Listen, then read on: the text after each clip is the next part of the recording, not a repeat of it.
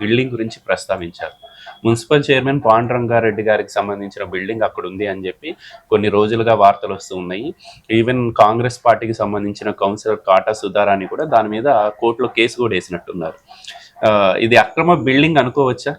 మీకేమన్నా సమాచారం అవగాహన ఉందా? ఇప్పుడు ఒకటి మాత్రం అది ప్రభుత్వ స్థలం కాపాడడానికి ఆ రోజు మార్కెట్ స్టార్ట్ అయింది అనేది విషయం వాస్తవమే. వాస్తవానికి నేను గ్రామ పంచాయతీ వార్డు మెంబర్ ఉన్నప్పుడు కూడా అక్కడ నిర్మాణం జరగడానికి ప్రయత్నం చేస్తే అప్పుడున్న సర్పంచ్ గారు అది మార్కెట్ స్థలము అక్కడ ఇవ్వమని చెప్పి పర్మిషన్ ఇవ్వని చెప్పడం జరిగింది.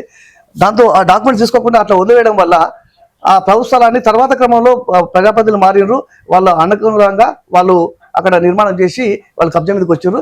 అది వాస్తవానికి అది గ్రామస్తులకు అందరూ తెలుసు. ఇంకోటి అక్కడ కబ్జా అయ్యేటప్పుడు ఇరిగేషన్ అధికారులను కూడా మేము కూడా అడగడం జరిగింది. ఏంటంటే ఇరిగేషన్ అధికారులు కూడా అది గవర్నమెంట్ ల్యాండ్ ఉంది, బఫర్ జోన్లోకి వచ్చింది కాబట్టి మేము తీసేయమని రిపోర్ట్ ఇచ్చినామని చెప్పేసి కూడా వాళ్ళు ఇరిగేషన్ అధికారులు కూడా మొట్టమొదటి చెప్పడం జరిగింది.